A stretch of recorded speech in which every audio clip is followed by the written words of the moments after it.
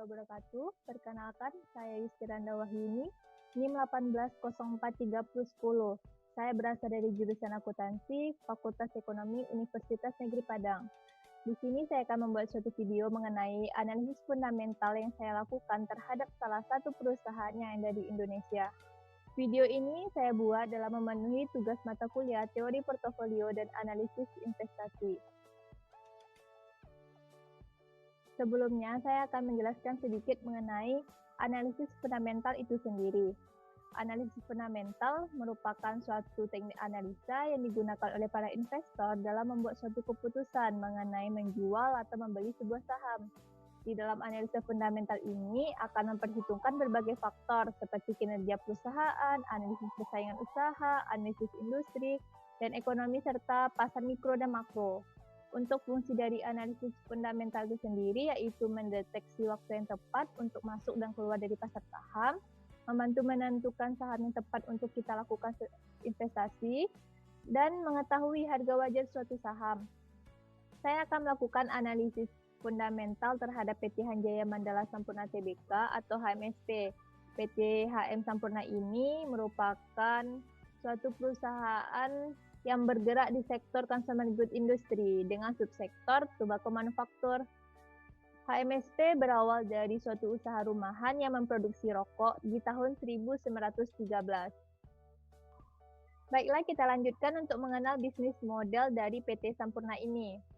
Yang pertama mengenai kegiatan usaha yang dilakukan HMSP, yaitu bergerak dalam bidang manufaktur dan perdagangan rokok, serta melakukan investasi di berbagai perusahaan. Yang kedua, mengenai sumber income atau pendapatan yang dimiliki oleh PT HMSP ini. Tentu saja yang pertama berasal dari rokok yang mereka jual, baik dari sigaret kretek tangan maupun sigaret kretek mesin, serta salah satu rokok yang diproduksi oleh entitas induknya, yaitu Marlboro. Selain itu, sumber income yang kedua berasal dari telekomunikasi, yang dinamakan Ceria. Yang ketiga, perkebunan sawit yang dimiliki oleh PT Sampurna yang dinamakan Sampurna Agro. Kemudian, untuk perkayuan yang dinamakan Samco Timber. Dan terakhir, untuk keuangan mikro yang didirikan PT Sampurna yang dinamakan UKM Sahabat. Poin ketiga yaitu segmen usaha atau market. Tentu saja PT HMSP ini bergerak di Indonesia dan memasarkan produk di Indonesia. Namun, selain itu, PT HMSP ini memiliki pabrik yang memproduksi merek HMSP juga berada di Malaysia. Kemudian, jaringan pemasarannya juga berada di Brunei Darussalam serta Singapura. PT ini tidak memiliki kasus hukum, dan untuk kepemilikan sahamnya, mayoritas dimiliki oleh PT Philip Morris Indonesia sejumlah 92,50%, sedangkan untuk publik yang dimiliki oleh publik berjumlah 7,50%. Setelah ini kita akan menelusuri laporan keuangan tahunan PT Sampurna mulai dari tahun 2014 hingga 2019, termasuk juga laporan kuartal ketiga tahun 2019 dan kuartal ketiga tahun 2020. Dikarenakan tahun 2020 masih berjalan, maka laporan keuangan tahunan untuk tahun sekarang belum disajikan. Baik, kita akan lanjutkan untuk menganalisa diagram pendapatan yang telah saya buat berdasarkan laporan keuangan yang dimiliki oleh PT HMSP. Dari tahun 2014 hingga tahun 2018 bisa kita lihat bahwa pendapatan yang didapatkan oleh PT HMSP itu sendiri terus meningkat. Namun di tahun 2019 mengalami sedikit penurunan meskipun tetap berada di angka 106. Namun, jika kita lihat di kuartal ketiga tahun 2019 dan kita bandingkan dengan kuartal ketiga tahun 2020, pendapatan PT Sampurna mengalami penurunan 12,55%. Bisa kita ketahui sendiri bahwa penyebab dari penurunan pendapatan ini yaitu pandemi yang melanda negara kita. Untuk tahun 2020-nya, saya ambil berdasarkan kuartal ketiga tahun 2020 yang saya setahunkan. Baik, kita lanjutkan dengan diagram kedua, yaitu diagram net profit. Laba bersih yang didapatkan oleh PT HM Sampurna mengalami peningkatan meskipun tahun 2017 kembali turun sedikit, tetapi tahun 2018 dan tahun 2019 mengalami kenaikan lagi. Jika kita lihat di kuartal ketiga tahun 2019 dan dibandingkan dengan kuartal ketiga tahun 2020, laba bersih yang didapatkan oleh PT HM Sampurna mengalami penurunan jauh, yaitu 32,25%. Hal ini tentu saja kita ketahui bahwa pandemi sangat memberikan dampak terhadap PT Sampurna karena perekonomian masyarakat yang terganggu. Selanjutnya kita akan melihat diagram aset. Dari data yang saya dapatkan, kita dapat melihat bahwa terus mengalami penaikan dari tahun 2014 hingga tahun 2019, namun di tahun 2020 mengalami penurunan. Selanjutnya, diagram hutang dapat kita lihat dari tahun 2014 yang memiliki hutang sangat tinggi, di tahun 2015-nya turun sangat jauh. Kemudian di tahun 2016 hingga tahun 2020 terus meningkat jumlah hutang yang dimiliki oleh PT HM Sampurna itu sendiri. Selanjutnya kita akan melihat diagram modal. Di diagram modal ini kita lihat bahwa jumlah dari modal yang dimiliki PT HM Sampurna mengalami peningkatan. Meskipun ada yang turun sedikit, namun di tahun 2019 ke tahun 2020 jauh merosot dari jumlah sebelumnya. Hal ini kita dapat lihat dari diagram yang telah saya sajikan. Berikut adalah ringkasan laporan keuangan PT HMSP yang sudah saya sajikan di dalam tabel.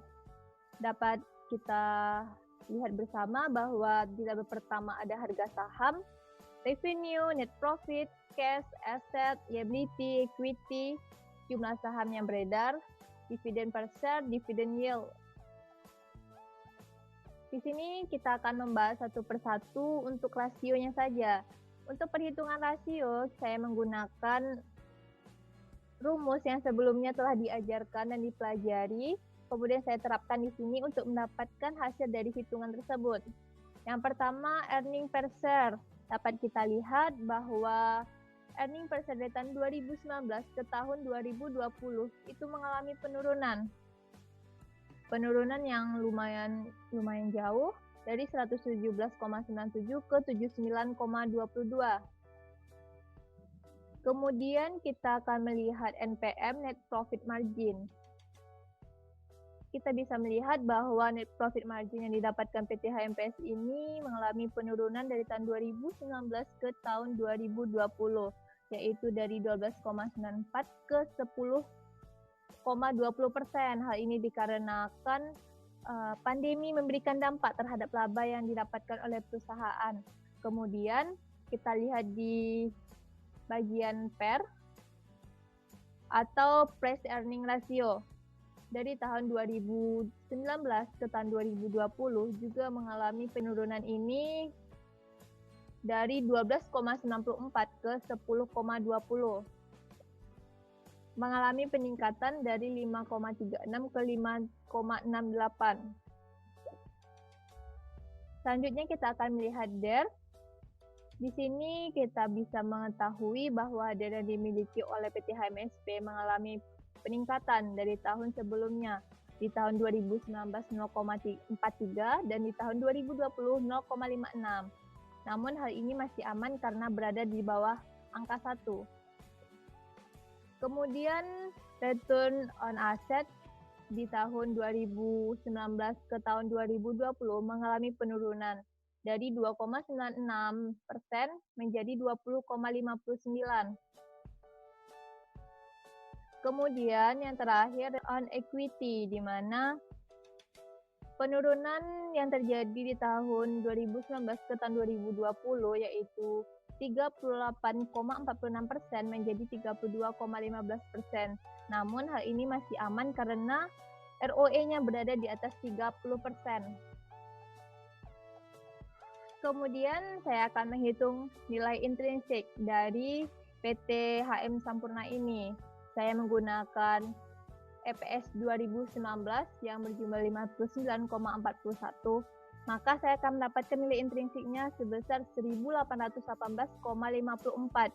Untuk margin of safety-nya berada pada angka 23,02%, artinya strong to buy saham dari PT HM Sampurna ini.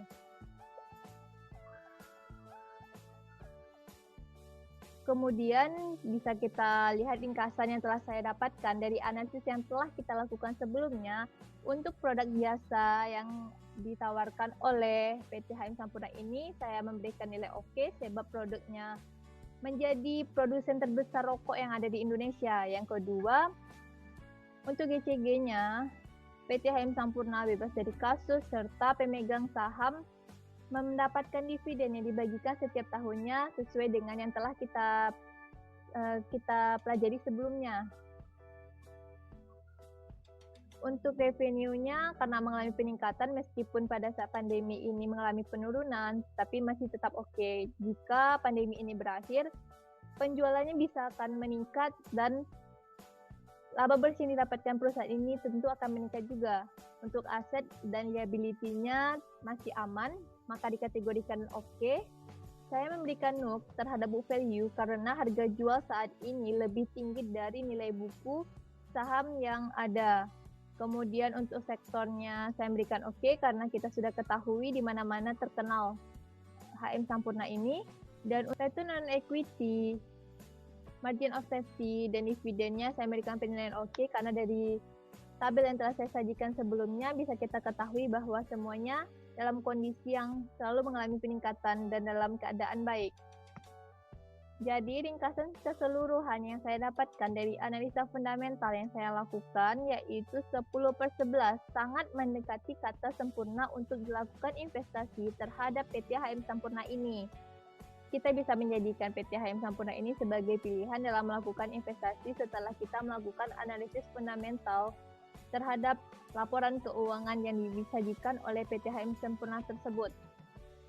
Jadi demikianlah analisa fundamental yang dapat saya sampaikan. Semoga bermanfaat dan mohon maaf apabila ada kesalahan. Saya akhiri. Wassalamualaikum warahmatullahi wabarakatuh.